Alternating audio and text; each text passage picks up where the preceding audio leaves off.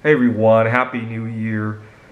I'm recording this on New Year's Eve 2020, and one of my resolutions for this year is to not get so upset when I can't get to my food for whatever reason.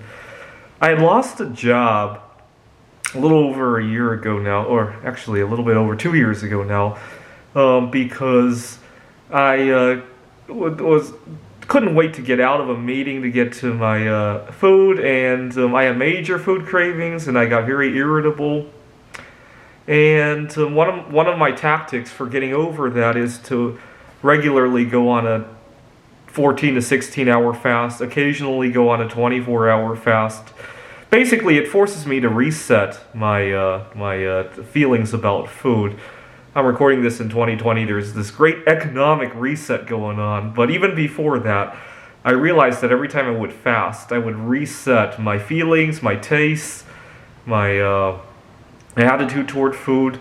Actually, it's a holiday season, but there are some family members I need to talk to. I have this family member who's always concerned if I'm having enough to eat. And obviously, we were going through tough economic times, and understandable. But I have other concerns. I'm much more likely to be killed by eating too much than by eating too little, given my circumstances. I lost a job overeating, and that could have killed me as much as starving to death, right? Anyways, I was about to get to my favorite frozen vegetables when the only fork I have in my apartment snaps in half. And this kind of incident would have really upset me a year, 2 years ago. And now, when it snapped, I was like, maybe God wants me to fast for a couple extra minutes. Maybe it's not the end of the world. And I really like the attitude shift. I like it because, let's face it, things are going to happen a lot worse than your only fork snapping in half, right? Maybe I go to the store and the food is all out because there's another wave of COVID-20 now, right?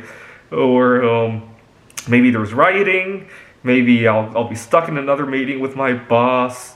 And if I can get over a fork snapping in half, maybe I can get over all that as well, right? Anyways, 2021, I'm going to continue to normalize my relationship with food. Actually, my big problem now is that I have a problem with. See, in 2020, I got really good at not eating. I didn't get so good at eating. I still have trouble when I have to put food down in the middle of eating. See, the nice thing about the fork snapping is that I didn't even start eating yet. Once I get that mouth-watering process going, I have a hard time shutting it off for whatever reason. And sometimes in the middle of a meal, I'll actually stop eating and go out just to exercise that bone, if you will. But unfortunately, when it comes unanticipated, that's when I run into trouble. Like sometimes. Fortunately, we're working over Zoom now. I used to have this client who had a habit of showing up in the middle of my meal, and he didn't really insist on starting. I probably could have told him, I'm eating, we got 10 more minutes. I don't know how he would have responded to that. You got to understand, at the tutoring center I was working at, some of these clients just have a lot of possibilities for who they hire, and it's a tough one.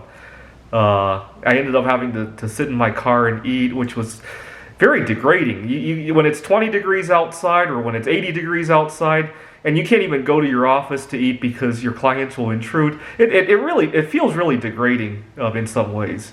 But I'll have to deal with that next year when we go back to the office. I hope to deal with it because, number one, it was very degrading. Number two, I want to have a good rapport with some of my clients. Thanks for watching.